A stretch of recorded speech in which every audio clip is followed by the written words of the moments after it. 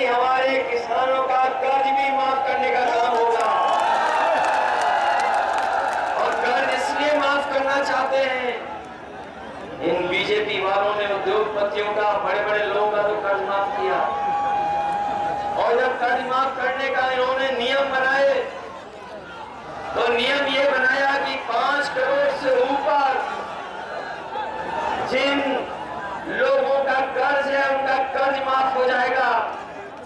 हमारे किसान भाइयों बताओ, गांव के रहने वाले गरीब, इनका लाखों में हजारों में कर्ज होता है, इनका कर्ज ना माफ करना पड़े, इनका कर्ज बना रहे, कर्ज इनका और सर पे चढ़ जाए, इसलिए इन्होंने नियम बनाया था कि 5 करोड़ से ऊपर जिन लोगों ने कर्ज लिया उनका कर्ज माफ होगा। बीजेपी की सरकार ने 16 लाख करोड़ कर्ज माफ कर दिया उद्योगपतियों का, बड़े लोगों का। हम अपने किसान भाइयों कह के जा रहे हैं, जिनका लाखों में कर्जा है, अगर वो करोड़ों में उद्योगपतियों का माफ कर रहे हैं तो अपने गरीबों का, किसानों का लाखों में जो कर्जा है वो माफ करने का काम है। ये हमारे जो नौजवान साथी हमें दिखाई दे रहे हैं, ये बीजेपी वाले गांव-गांव कार्यक्रम चलवा रहे थे, विकसित भारत यात्रा। ये विकसित भारत यात्रा का अगर सहयोग हमारे प्रधानों ने न किया होता तो इनकी विकसित यात्रा नहीं चल पाती। ये विश्व गुरु बनाना चाहते हैं देश को। हम बीजेपी के लोग कहना चाहते हैं, जिस समय हमारा किसान खुशहाल होगा, विकसित भारत भी बन जाएगा और नौजवान को नौकरी रोजगार मिलेगा तो विश्व गुरु भी भारत। नौजवान साथियों, इस सरकार ने धोखा दिया कि नहीं दिया धोखा आपको? इन्होंने नौकरी निकाली, परीक्षा लिखवाई और बाद में पेपर लीक कर दिया। बताओ, पेपर लीक हुए कि नहीं हुए? और एक पेपर लीक नहीं हुआ, 10 से ज्यादा पेपर लीक हुए।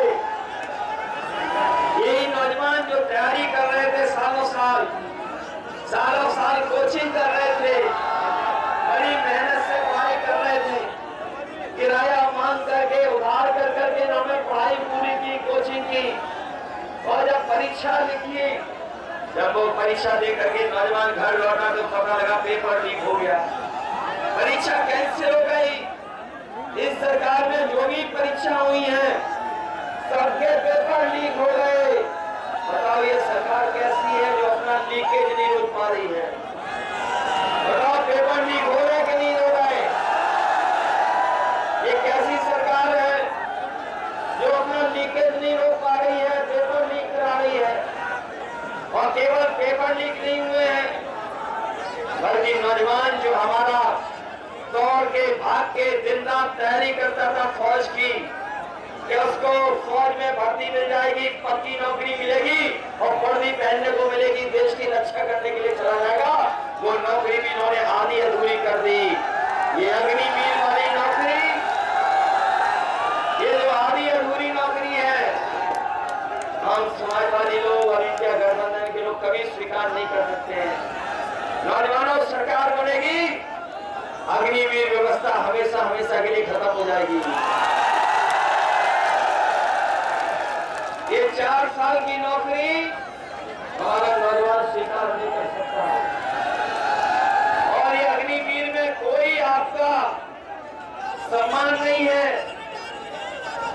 ना आपको कोई इसमें सम्मान मिलेगा, ना आपको कोई सुविधा मिलने जा रही है। और अगर शहीद भी हो गए तो आपको सम्मान के साथ घर नहीं पहुंचाएंगे। याद होगा आपको, ये नेताजी ने किया था कि अगर कोई जवान शहीद होता था तो उसको सम्मान के साथ उसके घर परिवार तक ला करके उसको सम्मान देते थे। ये नेताजी का फैसला था। आज अग्निवीर अगर कहीं शहीद होगा तो उसको सम्मान नहीं दे रही सरकार। अभी पंजाब का 18 साल का नौजवान अग्निवीर में भर्ती और शहीद हो गया, उसको घर पहुंचाने के लिए सरकार ने एम्बुलेंस भी नहीं दी, न सम्मान दिया, न उस घर परिवार की मदद की। और जो एम्बुलेंस देके भी आई थी वो सरकार की एम्बुलेंस। हम अपने साथियों को कहना चाहते हैं, बड़े बड़े विभाग जो सरकारी हैं उसमें सब नौकरी आउटसोर्स हो गई है, सुविधा में चली गई, कॉन्ट्रैक्ट पे चली गई, निजी हो गई। और ये जो हमारे खाकी वर्दी वाले कभी कभी आज तो अच्छा सहयोग कर रहे हैं, हमें आपको व्यवस्था में हमारी मदद कर रहे हैं, लेकिन कभी कभी खाकी वाले भी हम लोग को डराते हैं। ये लोग भी समझ लें, ये लोग भी समझ लें, अगर बीजेपी की सरकार आ गई तो फौज की भर्ती तो 4 साल की कर दी उन्होंने, इनकी 3 साल की नौकरी हो जाएगी। और ये नौकरी के बाद हमारे और आपके साथी घूम रहे होंगे। कभी कभी ये सवाल करते हैं कि ऐसे कैसे हो सकता है, ये कहते हैं ये कैसे हो सकता है। तो मैं उससे पूछता हूँ, बताओ क्या आपको पता था कि अग्निवीर 4 साल की नौकरी हो जाएगी?